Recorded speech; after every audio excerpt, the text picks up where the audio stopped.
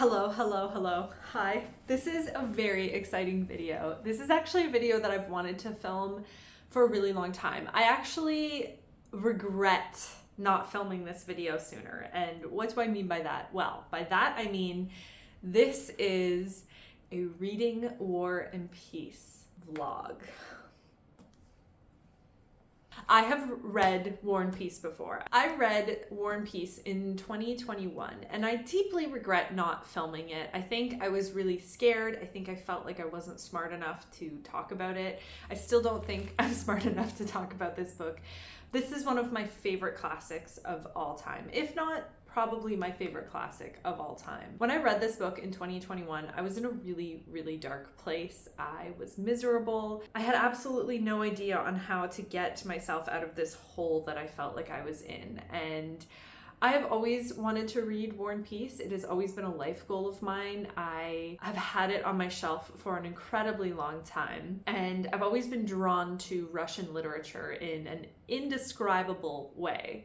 And in 2021, the summer of 2021, I remember saying to Tom that if I can't do anything else, if I feel like I cannot do anything else in my life, I am going to read War and Peace. And it took me until November of that same year to finish it. And when I tell you it was a completely life-changing read, I mean it in every aspect of that phrase. It altered my trajectory in life in a way that so few books have done. It changed me. It changed how I thought about life. It gave me so many life lessons and it reignited my love of literature in a way that I hadn't felt in a really long time. And pretty much since I've read it, I've been on a high and there's no telling when I'm going to fall back down from that high. And so I have talked about War and Peace so many times in my life to the people that I love most dearly. And I think that they saw the impact that this book had on me. And frankly, they've always wanted to read it too. And so I'm rereading this because my very best friend, don't do it, buddy, Roger's about to attack a bag. So if you hear that, that's exactly what is happening in the background. And so I think I've talked about this book so many times.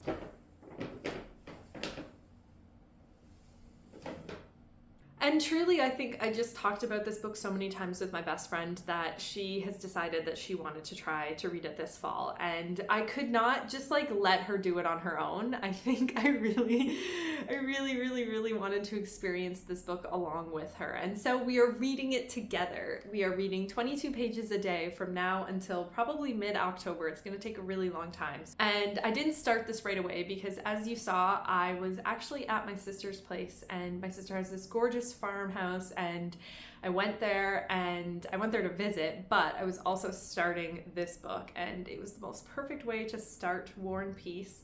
I woke up super early in the morning, I walked outside, and I read it with the sunrise and a cup of coffee. I'm just so very excited to be back in this story. I will talk way more about what this story means to me. For now, I just wanted to say that I am over 100 pages in already, which means we've been reading it for about 4 days. Surprise, I'm loving it. I don't think that that's a shocker.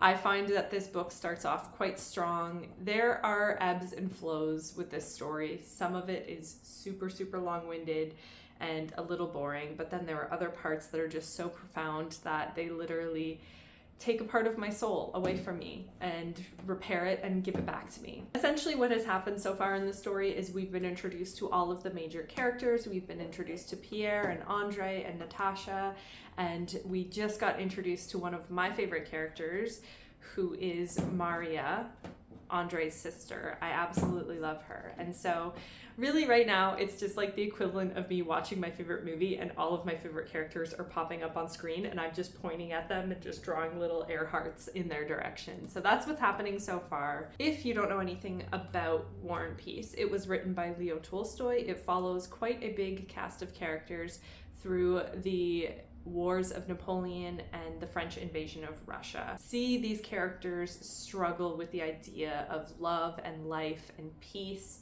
and war, and we just get a whole lot of goodness in these pages, and I'm so excited to experience it again. So let's get to it, because I can imagine that going forward I'm going to have a lot more to say and I really don't want to talk your ear off too much, but I mean, it's a big boy and we're basically going to be on this journey for me for months, and so I'm going to have a lot to say, and I hope you get cozy and let's dive into it.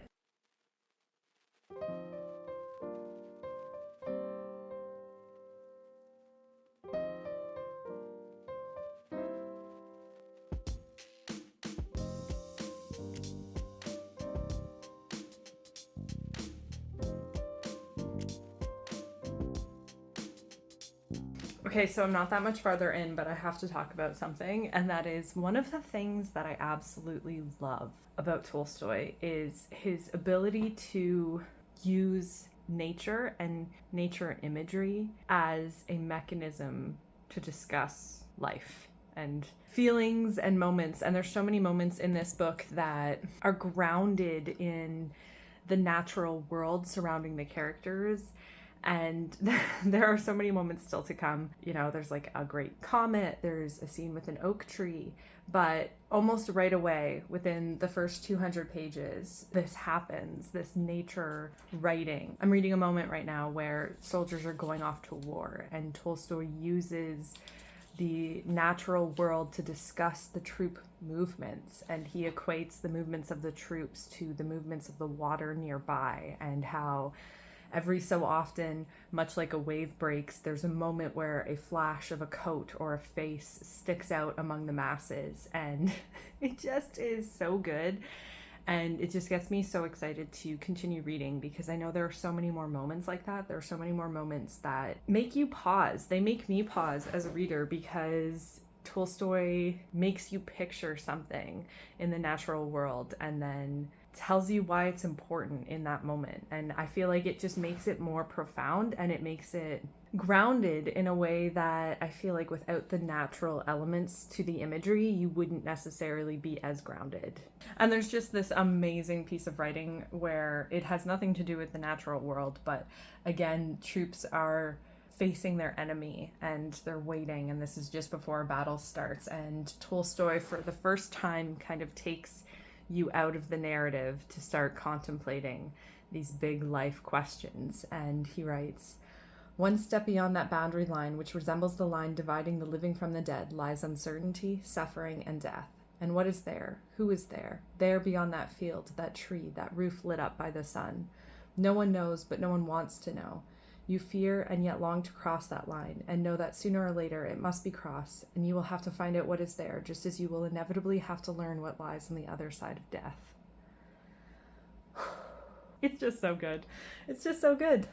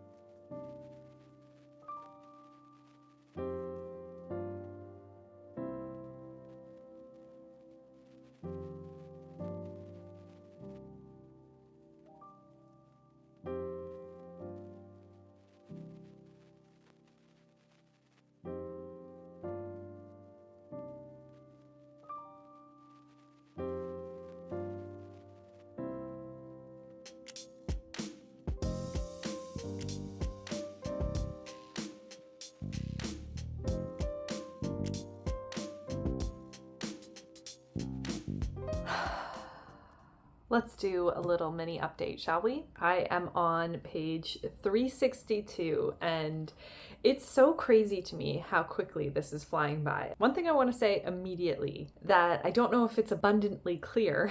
It is always wonderful, surprising, delightful how easy it is to read Tolstoy. I think that there is a presumption out there that his work is incredibly dense and difficult to read, and I just don't find that's true for me. I find him incredibly readable, and I never really struggle to know what's going on. He's incredibly clear, his characters are really bright, and I just find it immensely readable. So what has happened so far? So many things. So many things have happened. Let me find some. We have had the Battle of Austerlitz, and we have seen Andre fall and presumably die. In the meantime, Pierre has been kind of forced into a marriage with a woman that he does not love. He has realized that that woman has cheated on him with Dolokhov, and he has challenged Dolokhov to a duel. They have a duel, and he shoots Dolokhov and thinks that he kills him. In misery, he decides to live apart from his wife, and that's where we've ended with Pierre. Andre, we followed through the Battle of Austerlitz. He is in a marriage with a wife that he does not love. She is pregnant with his baby. He goes off to war, and we follow him through the Battle of Austerlitz. We follow him and Nikolai Rostov through the Battle of Austerlitz. And we see Andre fall, and then we arrive at probably one of my favorite moments of this entire book, and it happens pretty much within the first 300 pages. As Andre lays and he is presumably dying, we go into his thoughts, and his thoughts are that of the sky above him. And he asks the question that I often repeat to myself pretty much weekly, if not daily, whenever I look up and I see a beautiful cloud or I'm looking at the beautiful sky, which is quite often. And I think that that's one of the reasons why this scene hits me so hard, is that I just feel like, as I was saying before, Tolstoy's nature writing just speaks to me in such an intense way. And in this moment when Andre lays dying, and we've only seen him miserable up until this point. Actually, that's not true. We know he is miserable in his life before the war, and then it's through war that he finally feels alive and worthy, and he's obsessed with this idea of greatness and being known as a great man to the soldiers around him. And he falls, he's hit, and he's dying, and he looks up at the sky and he says, "Above him there was now nothing but the sky, the lofty sky, not clear, yet still immeasurably lofty, with gray clouds gliding slowly across it. How quiet, peaceful, and solemn. Not at all as I ran," thought Prince Andre, "not as we ran, shouting and fighting. Not at all as the gunner and the Frenchman with frightened and angry faces struggled for the mop. How differently did these clouds glide across that lofty, infinite sky. How was it I did not see that lofty sky before?" It's one of my favorite themes in War and Peace, and it's explored again and again, and that is that our inability to see the beauty around us and our inability to get ourselves out of this cycle of being miserable. And when I think about Megan, the first time that I read this book, I was miserable. I was turning 30. I was in the middle of a pandemic. It was actually the middle of the pandemic, and the world was literally on fire, and I was just miserable. I was in a very miserable place, and the one thing that I looked forward to and the one thing that I held on to was my daily walks of going outside and seeing pretty trees and seeing nature around me. And it's funny because I laugh because it feels silly to admit that, but I just think that it is so easy to ignore that lofty sky, and it is there above us every single day of our lives. He is laying there and he sees Napoleon, who is walking among the troops that have fallen after the Battle of Austerlitz, and Napoleon sees him and says, "Wow, what a good death," because Andre is laying there with a flag that he was carrying into battle, and Napoleon says, "What a great death, he should be proud of himself." And Andre, who is obsessed with the idea of greatness before this and achieving something and being known as a great man, he finally essentially gets his wish by Napoleon himself, a man who they consider to be great, they being Pierre and Andre. And he says, Prince Andre thought of the insignificant of greatness, the unimportance of life which no one could understand, and the still greater unimportance of death, the meaning of which no one alive could understand or explain. I just love it. I just love it so much. And we are going to follow Andre through this cycle again and again throughout this book, much like we do with a lot of the other characters. There's a big theme of the cyclical nature of life and fate and our emotions and our inability to learn the important things in life because we're just so fixated on the details that make us miserable. And so this first part of the cycle with Andre is just, it's heart-wrenching. And I think when I read it, I literally get shiver bumps all over my body just reading about that lofty sky and Andre seeing it for the first time. And perhaps whether you read War and Peace or not, you can take a little minute and look outside at that lofty sky because it is always there. It is always there for you. And there's so much beauty in this world. And I think the fixation on the beauty of nature and the beauty of love with Tolstoy just gets me so good. So basically where I've ended up now with Andre and Pierre, I've explained. And then the only other thing that I wanted to talk about is Nikolai Rostov as well as Dolokhov, because they are pretty big characters in the beginning. I mean, they're pretty big characters throughout. And they're both I really am enjoying reading them this time around. I mean, I really enjoyed Nikolai Rostov's arc throughout this story the first time, but I find myself being more amused with Dolokhov this time around than I was the first time I read it. Dolokhov is a kind of complicated character of sorts. He is incredibly selfish. He literally plays life for himself, no one else. He's often placed as the antagonist in a lot of these characters' story arcs. With Pierre, he is the man who is sleeping with his wife Helene. And with Nikolai Rostov, he basically cheats him out of a ton of money, which is where I've just ended up. Nikolai Rostov is Natasha's brother, and Natasha is one of the major, I would say, one of three major characters in this story. There are so many, and I'm sorry if this is getting confusing, but Nikolai Rostov is a young man at the beginning who wants to go to war, wants to experience greatness, is enamored with Alexander, the Emperor of Russia, and is smitten with Sonia. And he just starts off as a very young man in this story. He's almost like a borderline childlike, like in his wonder and in his pursuits, and he's naive and a little selfish, and I just really, really love reading him because I just feel like his character journey is just so wonderful. All of the Rostovs actually are just good. I find that they're just good characters. That leads me to my point about Dolokhov, which is that one of the more interesting things to me is reading Dolokhov the second time and really realizing that in this book, I feel like there are very few villains. There are no bad characters. Tolstoy did such a good job at making everybody so 3D that you understand their choices, and I don't necessarily hate Dolokhov. I actually kind of enjoy reading him. He's like a little creature of chaos. He's like an agent of change and disruption, and when he is dying after being shot by Pierre, his sole concern is for that of his mother and his sister, who we find out to be the loves of his life. I don't know, there's just something about that little revelation of his character that just gets me. Anywho, I'm really excited. I'm really, really, really loving it. If you cannot tell, I feel like a lot of my ramblings are going to be borderline incoherent, so I'm really sorry if you don't understand anything, because there are a lot of characters and there are a lot of things that happen, and I'm going to try really hard to just pinpoint the moments that really, really speak to me, and they tend to be the nature writing. There's another moment coming up really soon that I'm really excited for. So onward, let's keep going with it. This masterpiece.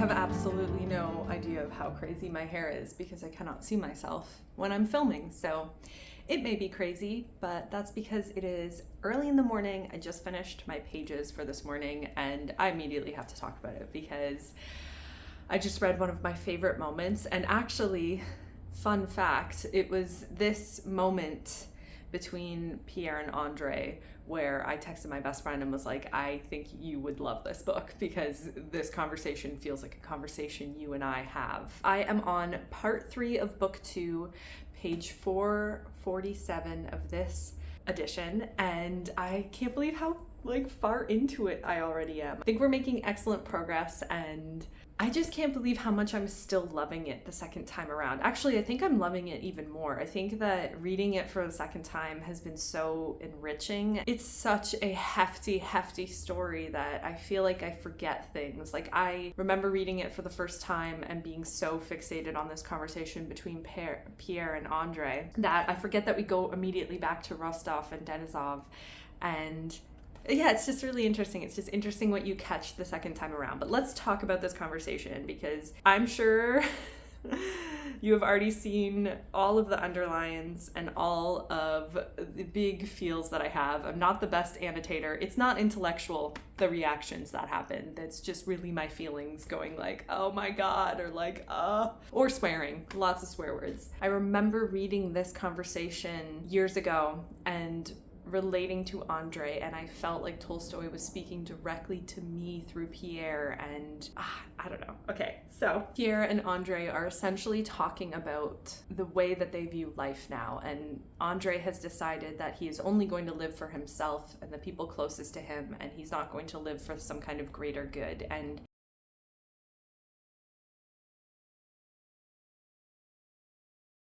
miserable and sad and depressed, and he's trying to pull him out of it. And to be honest, Pierre did just join the Freemasons, so he is using religion and basically a cult to try to be like, join us and believe what we believe. But I think that there's more to it than that. I think that there's a friendship between these two men. Pierre can sense Andre's struggle, and I think he can sense his spiraling, and he's trying to pull him out. And Pierre, with his best intentions and his constant flubbery, I don't know if that's a word, but that's what it feels like. It feels like he is just flubbing this entire book, just stumbling upon the next thing. And he always has good intentions, but he always just does the weirdest stuff. But anyway, I think he can see that, and he is trying to use his own journey to pull Andre out of this depression that Andre is in. Andre says at the beginning of the exchange, I lived for glory, and after all, what is glory? The same love of others, a desire to do something for them, a desire for their approval. So I lived for others, and not almost, but quite ruined my life. And I feel like this really spoke to me years ago, and we're gonna get a little personal about it. I just think that for me, I always was told that I was destined for great things in life, and I really struggled with just being like a perfect individual in the eyes of others. I never really cared if I had a lot of friends or if people liked me, but I always wanted people to think I was smart and destined for greatness. And turning 30 really just hit me that I wasn't achieving what I necessarily wanted to achieve by the time I was this age, and how arbitrary all of that was. I really just felt for Andre in these pages, and I think that a lot of his journey was mirroring what I was going through, and I think that's why it hit me so hard. I used to always be like, well, how do you know that you're great if other people aren't telling you you're great? Like, how do you just inherently know? And I remember having these conversations with my best friend during this time period because I was so sad and so miserable, and I just didn't understand what it meant to enjoy your life. I know that's really dark, but that's really just honestly why this book changed my life so significantly, and I feel like I can't necessarily say that without backing it up a little bit. Andre also says, I'm alive, that is not my fault, so I must live out my life the best I can without hurting others. I'm alive, and that is not my fault. And almost immediately afterwards, Andre says, life as it is leaves no one peace. And then we get into Pierre's side of the argument ever so slightly, because Pierre is still struggling to articulate himself well enough to pull Andre out of this. And he talks about God and religion and his place in the universe and our place in the universe. And, you know, full disclosure, I am not religious at all. I don't believe in God. I am not a spiritual person in the slightest. But there is something about Pierre's call to live for others and Pierre's call to be good and good to others and to love unconditionally that really does speak to me, obviously, because I am human and we are all human and we're all in this life together. And there is one point that I thought was really interesting and I really chewed on the first time I read it. And I believe it's a theory that already existed. I don't think Tolstoy invented this theory of why there could be a God or some greater force out there. Pierre is explaining the idea of life as a ladder. If I clearly see that ladder leading from plant to man, why should I suppose it breaks off at me and does not go farther and farther? I feel that I cannot vanish, since nothing vanishes in this world, but that I shall always exist and always have existed. I feel that beyond me and above me there are spirits, and that in this world there is truth. I just think that Tolstoy has this way of speaking to these universal truths in life that I just haven't experienced with another writer. It seems obvious, it seems plain spoken, but there's a grandness to his approach to these topics that just work. And I feel like any other writer, it would be borderline cheesy. I don't know. I don't know why it speaks to me. I really don't. And I'm imagining now that this is probably not going to be the most interesting video because I can't offer any kind of insightful narrative beyond, oh my gosh, my heart hurts so bad when I read these pages, but it hurts so good as well. And that's that. And that's how I feel. And this conversation is one of many between Pierre and others that just really, really hits my heart. And Andre. In summary, loving it and feeling so grateful to be on the other side of that deep sadness and feeling the profound impact this book has on me. So we're gonna keep going, obviously, because I just love it so much.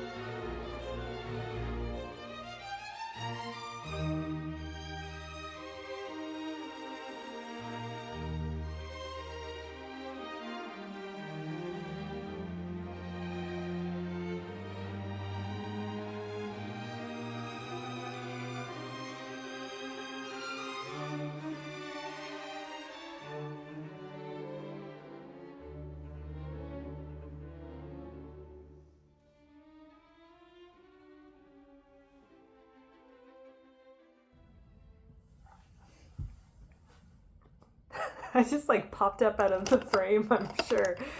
That probably looked really weird. But I was checking my hair because I'm editing this right now. One last update for this video, because we are not done reading this book. One of the things that I was laughing about when I was editing is I kept using the royal we, and I don't know why. I feel like it's just easier to distance myself when I'm talking about something that I feel very deeply about. We're working on it. We're uncomfortable with our emotions, but see, I just did it now. I made it to page 575 of this edition, which is, I'm going to comfortably say, approaching half. This edition, I believe, goes to 1,317. By the way, I'm also wearing a Winnie the Pooh Think pajama shirt. This is actually a sweater, but it's technically a PJ, but I will wear it outside happily. Let's talk about the oak scene. In the vein of Tolstoy's ability to ground these big, poignant moments in nature and in the natural world around the characters, I have arrived at the oak scene. One thing that I haven't mentioned is that Andre's wife passes away, and that is why he goes from feeling all of the feelings about the big lofty sky to being in this depression that causes him to have these profound conversations with Pierre. And also, as I was saying before, there's a cyclical nature to this storytelling where these characters are trapped in their fate in many ways, one could argue. So Andre is touring the countryside. His footman calls to the nature around him and says, "Look, isn't it lovely? It's quite lovely." And Andre goes, "Yeah, I guess it's spring." And he starts noticing the various things around him, all of the trees and the flora around him. And he notices an oak. And this is how the oak is described. At the edge of the road stood an oak, probably 10 times the age of the birches that formed the forest. It was 10 times as thick and twice as tall as they. It was an enormous tree, its girth twice as great as man could embrace, and evidently long ago some of its branches had been broken off and its bark scarred. With its huge ungainly limbs sprawling unsymmetrically, and its gnarled hands and fingers, it stood an aged, stern, and scornful monster among the smiling birch trees. Only the dead-looking evergreen firs doted about in the forest, and this oak refused to yield to the charm of spring or notice either the spring or the sunshine. "Spring, love, happiness," this oak seemed to say. "Are you not weary of that stupid, meaningless, constantly reputed fraud? Always the same and always a fraud. There is no spring, no sun, no happiness.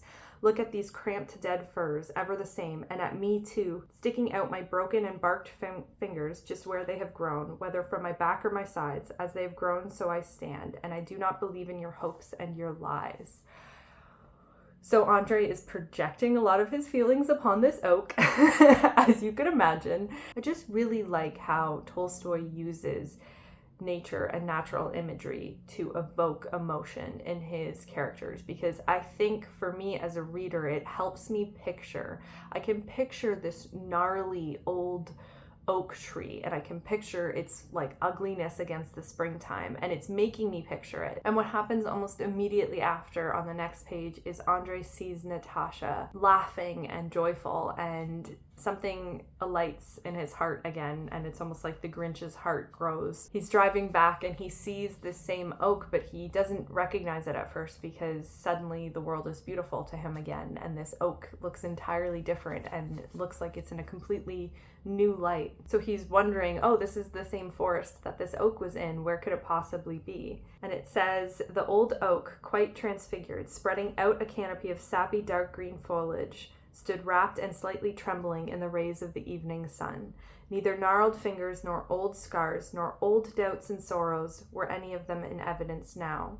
Through the hard century-old bark, even where there were no twigs, leaves had sprouted such as one could hardly believe the old veteran could have produced.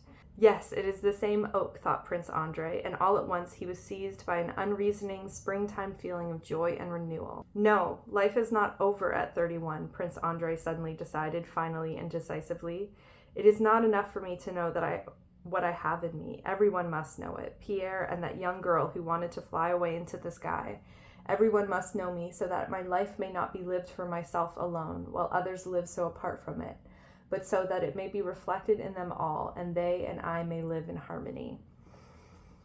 Reading the words, "life is not over at 31, when I was approaching 30 and miserable, just hit me very, very hard. And I think this moment was actually the first time that this book made me cry. I did not cry this time around. I was very much prepared for it. I'm sure that there is a lot of analysis that you could do on Prince Andre and his kind of flimsy mood going back and forth between good and bad, and whether or not that's a good thing. There's so much analysis on this book that I am quite obviously not diving into, because that would be ridiculous. That would take forever, and I don't think I'm qualified for it. All I'm really trying to present are the moments in this book that really stuck to me, and I'm trying to explain why they stuck to me. When I was reading this book, at the time of my life that I was reading it, when I felt like all of my dreams were crashing down and that I'd worked so hard to not really achieve anything in life, I was so fixated on all of the things that I haven't done, that I didn't see all of the things that I actually did do. And I was lost. I was very lost, and I was scared of turning 30 and reading the line, life is not over at 31, and going through these emotions with Andre and picturing this oak. All of those things just really, really hit me hard, and this book is phenomenal. It's holding up the second time around, which is so great, and there is still so much more to go. There are so many more moments still to come that just really, really set my soul on fire. Let me give you a very brief summary of where we're leaving off. A lot of plot has happened. Andre did meet Natasha, and they fell very quickly in love, and he decided that he wanted to marry her, but his father does not approve because the Rostovs aren't on the same status as the Bolkonskis. Not announcing the engagement with Natasha because he doesn't want to put any pressure on her.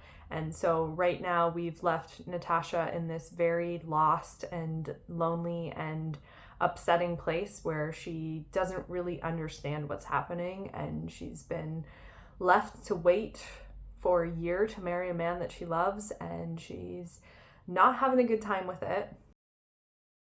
If this is interesting to you at all, if you've made it this far, watch the BBC adaptation because it is like chef's kiss phenomenal. I really, really liked it because I feel like if you are just interested in the plot side and you're not interested in the history side, which some people are, and that's fair, I personally love all of it, the BBC does a really good job. And my best friend, actually, I did make her watch that before she read this a while ago, so she knows the story. So that's it. That's all. Look at me. Look at where I'm at so far. It doesn't really look like I'm halfway, but I am almost halfway. I feel like I'm probably like, I can't do math. I'm not even gonna try, but I'm gonna keep filming, and you will keep getting my long-winded discussions over how miserable I was and how great this book was. So if that's what you're into, stick around, and I will see you in the next video. In the meantime, stay creative.